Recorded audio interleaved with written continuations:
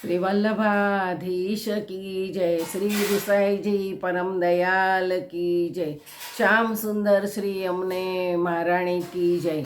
श्री हरिराय महाप्रभु की जय। આપણે ગોપી ગીત વિશે રસપાન કરીએ છીએ। તેમાં 18મો શ્લોક આવ્યો છે।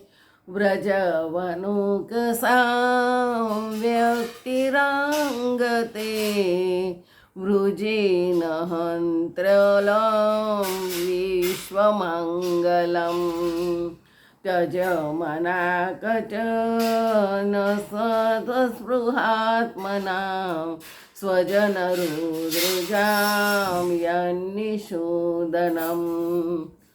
હે કૃષ્ણ, આપનું પ્રાગટ્ય બ્રજવાસીઓના તથા વનવાસીઓના સર્વના દુઃખોને સમાન રીતે નાશ કરનારું છે, સર્વના મંગળરૂપ છે। માટે આપની સ્પૃહાથી યુક્ત મનવાળી અમને તે અતિ ગુણયુક્ત ઔષધ થોડું પણ આપો કે જે ઔષધ આપના સ્વજનોના હૃદય રોગને દૂર કરનારું છે।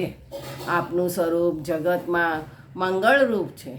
આપ અમારા દોષ મટાડનાર છે, સર્વમાં ગુણ ધારણ કરનારા છે, તેમજ અતિસ્પૃહાવાળા અમને સ્વરૂપના દર્શન કરાવો। આપના સ્વજનરૂપ ગોપીજનના કામરૂપ રોગ મટાડે તેવા સ્વરૂપ દર્શન કરાવો। આપનું સ્વરૂપ કેટલાક પાપનો નાશ કરે છે, કેટલાકને ફળ આપે છે, ત્યારે એ સ્વરૂપ અમારા હૃદયના રોગને દૂર કરનાર થાય તેવી કૃપા કરો।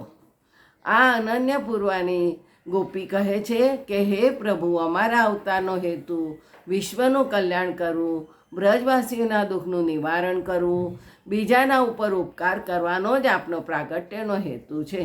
જો એ પ્રમાણે હોય તો શા માટે અમારા ઉપર ઉપકાર કરતા નથી? એવી રીતે ગોપીઓ કહે છે। આખા વિશ્વનું અને બ્રજવાસીનું કલ્યાણ કરો છો તો અમારા ઉપર કલ્યાણ કરતા શા માટે આપ તથા હૃદય આપમય જ બની ગયું છે? આપની સાથે સુખની અત્યંત તીવ્ર ઉત્કંઠા અમારા હૃદયમાં પ્રગટ થઈ છે।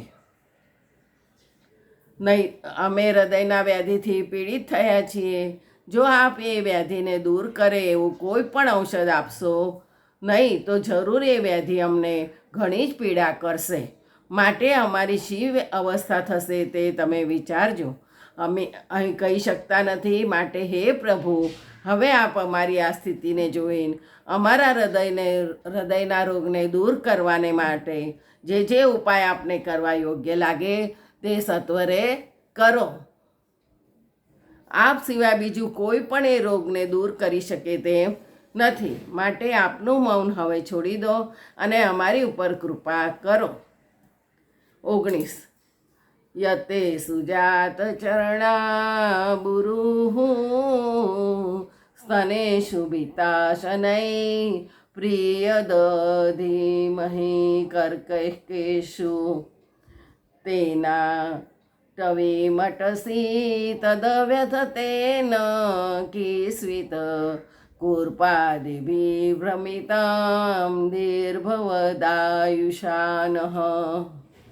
ઓ પ્રિય, આપના કોમળ ચરણ કમળને અમે અમારા કઠણ વક્ષ સ્થળ ઉપર ડરતી ડરતી ધીમેથી ધારણ કરીએ છીએ। ત્યારે આપ તો એ ચરણ કમળથી વનમાં વિચરો છો, તો સૂક્ષ્મ કાંકરા વગેરેથી તે આપના ચરણ કમળને વ્યથા નહીં થતી હોય?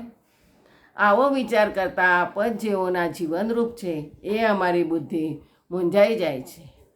ઠાકોરજીના ચરણ કમળ એકદમ કોમળ છે અને વનમાં તો કાંકરાને બધું હોય તો એમાં એ ચાલે છે, એટલે ગોપીઓને ચિંતા થાય છે।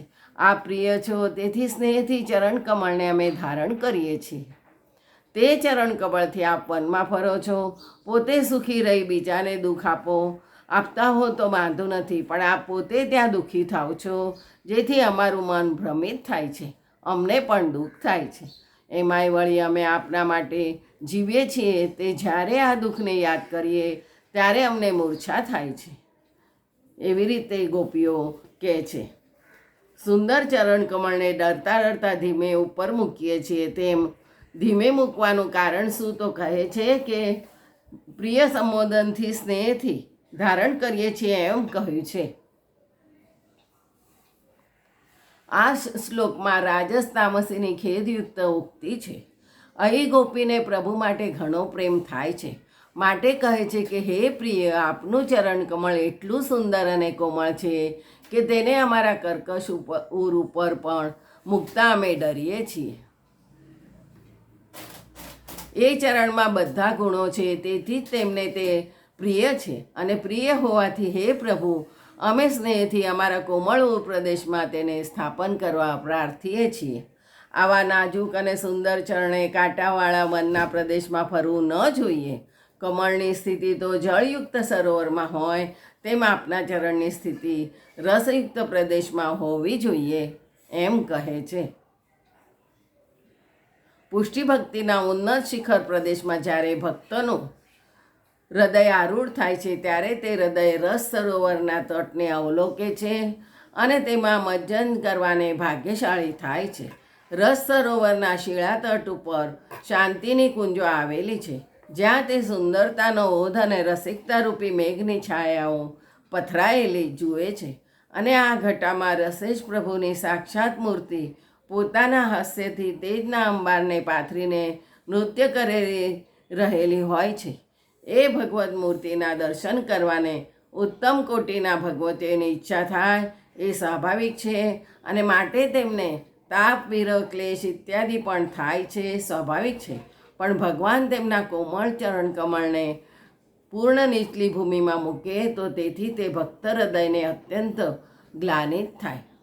માટે ગોપીજન પ્રભુને પ્રાર્થના કરે છે કે હે પ્રભુ, આપના ચરણ કમળ અમારા ઉર પ્રદેશ ઉપર સ્થાપન કરવા દો.